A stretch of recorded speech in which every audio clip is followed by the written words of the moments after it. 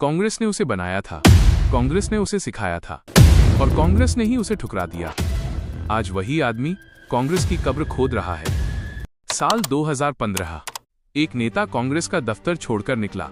सिर पर कोई गारंटी नहीं, हाथ में कोई मैप नहीं, बस एक जलन थी, एक अपमान था और एक प्रॉमिस खुद से। और तब कांग्रेस के मुख्यमंत्री तरुण गोगोई ने सिर्फ 2 शब्द कहे, गुड रिडांस, यानी अच्छा हुआ, चले गए। दोस्तों, वो 2 शब्द आज हिस्ट्री की सबसे बड़ी पॉलिटिकल गलती बन चुके हैं। नाम है हिमंता बिस्वा शर्मा, असम के मुख्यमंत्री, बीजेपी का नॉर्थ ईस्ट में सबसे बड़ा चेहरा और 2026 में लगातार तीसरी बार असम जीतने वाला वो लीडर जिसे अब लोग हैट्रिक मैन बुलाते हैं। लेकिन ये कहानी सिर्फ जीत की नहीं है, यह कहानी है उस इंसान की जो कभी कांग्रेस का था, जिसने कांग्रेस के लिए इलेक्शंस जिताए, जिसने कांग्रेस के लिए रातों को काम किया और जिसे कांग्रेस ने एक डायनेस्टी के लिए साइड कर दिया। तो आज समझते हैं पूरी कहानी। 2001 में पहली बार जलुकबारी से एमएलए बने कांग्रेस के टिकट पर। तरुण गोगोई ने उन्हें एग्रीकल्चर दिया, फिर प्लानिंग, फिर हेल्थ, फिर एजुकेशन, फिर फाइनेंस, एक के बाद एक बड़े से बड़े मंत्रालय। एक दशक में हिमंता असम के सबसे पावरफुल मंत्री बन चुके थे। 2006 में कांग्रेस जीती हिमंता की वजह से, 2011 में कांग्रेस जीती हिमंता की वजह से।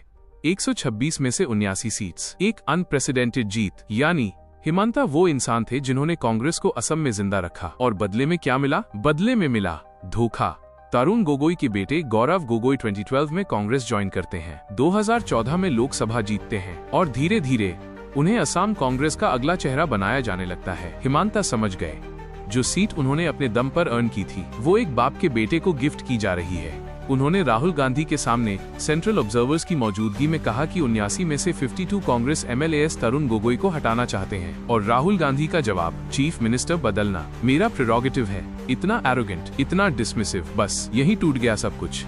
30 अगस्त 2015, हिमंता बिस्वा शर्मा ने अमित शाह के घर जाकर बीजेपी ज्वाइन की। यहाँ एक और बात है, एक बात जो बहुत कम लोगों को पता है। बीजेपी ज्वाइन करने से ठीक 1 महीने पहले बीजेपी ने एक बुकलेट पब्लिश की थी, जिसमें हिमंता को गुवाहाटी वाटर सप्लाई स्कैंडल का प्राइम सस्पेक्ट बताया गया था। सीबीआई के समन्स आ रहे थे, ईडी की नजर थी। फिर हिमंता बीजेपी में आए, समन्स रुक गए, फाइल्स गायब हो गईं। यही है इंडियन पॉलिटिक्स का असली चेहरा। आज का दुश्मन कल का साथी, आज का प्राइम सस्पेक्ट कल का चीफ मिनिस्टर। इस पर आप खुद सोचिए। अब बात करते हैं नंबर्स की, क्योंकि नंबर्स झूठ नहीं बोलते। 2015 में जब हिमंता गए नॉर्थ ईस्ट में, बीजेपी का कोई फुटप्रिंट नहीं था, कोई नहीं। बीजेपी ने उन्हें बनाया नॉर्थ ईस्ट डेमोक्रेटिक अलायंस का कन्वीनर, पूरे नॉर्थ ईस्ट की पॉलिटिकल स्ट्रेटेजी उनके हाथ में। और फिर 2026 असम इलेक्शंस, एनडीए ने 126 में से 102 सीट्स जीती।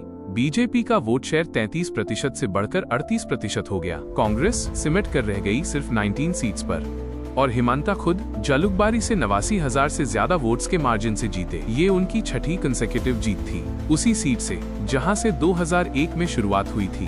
और गौरव गोगोई वही गौरव गोगोई जिनकी वजह से हिमंता ने कांग्रेस छोड़ी थी, जोरहट सीट से हार गए। इलेक्शन से कुछ हफ्ते पहले कांग्रेस के स्पोक्स पर्सन पवन खेरा ने गुवाहाटी और दिल्ली में प्रेस कॉन्फ्रेंसेस की। उन्होंने हिमंता की पत्नी रिनिकी भुयान शर्मा पर आरोप लगाए, मल्टीपल फॉरेन पासपोर्ट्स, विदेशों में अनडिस्क्लोज्ड एसेट्स। कांग्रेस को लगा हिमंता घिर जाएंगे, ये एक बड़ा पॉलिटिकल बॉम्ब था। लेकिन हुआ क्या? इलेक्शन रिजल्ट्स आए, बीजेपी ने 102 सीट्स जीती। पवन खेरा को सुप्रीम कोर्ट से एंटिसिपेटरी बेल लेनी पड़ी और सुप्रीम कोर्ट ने खुद रिकॉर्ड में नोट किया, हिमंता के स्टेटमेंट्स अनपार्लियामेंट्री थे। लेकिन केस में पॉलिटिकल ओवरटोन्स भी थे। और हिमंता, उन्होंने प्रेस कॉन्फ्रेंस में मुस्कुराते हुए कहा, मैं पवन खेरा को थैंक करना चाहता हूँ। उनके आरोप एक असमीज महिला के खिलाफ थे। इससे लोग इमोशनल हो गए। अगर खेरा ने वो प्रेस कॉन्फ्रेंस नहीं की होती तो शायद गौरव गोगोई आज नहीं हारते। दुश्मन का हमला अपनी ताकत बन गया। एक पल रुकिए, सोचिए उस इंसान के बारे में जिसने अपनी पूरी जवानी एक पार्टी को दी, जिसने रात रात जागकर इलेक्शंस जिताए और उस पार्टी ने कहा, तुम नहीं, हमारे बेटे को आगे लाएंगे। क्या आपने कभी फील किया है ये, जब आपने किसी के लिए दिल से काम किया हो और बदले में किसी और को रिवॉर्ड मिल जाए? वो दर्द जो हिमंता को हुआ, वो दर्द इस देश के लाखों लोगों को होता है जो काम पर भरोसा करते हैं और जिन्हें डायनेस्टी देखकर पीछे धकेल दिया जाता है। तो दोस्तों, हिमंता बिस्वा शर्मा को आप लाइक करें या ना करें, उनकी पॉलिसीज से अग्री करें या ना करें, लेकिन एक बात से कोई इनकार नहीं कर सकता, इस इंसान ने वो किया जो बहुत कम लोग कर पाते हैं। उसने अपने अपमान को फ्यूल बनाया, उसने अपनी रिजेक्शन को वेपन बनाया। 6 बार उसी सीट से जीत, लगातार तीसरी बार चीफ मिनिस्टर और एक पूरा नॉर्थ ईस्ट जहां कांग्रेस अब ढूंढने से नहीं मिलती। कांग्रेस ने जिसे गुड रिडांस कहा था, उसी ने कांग्रेस को नॉर्थ ईस्ट से मिटा दिया।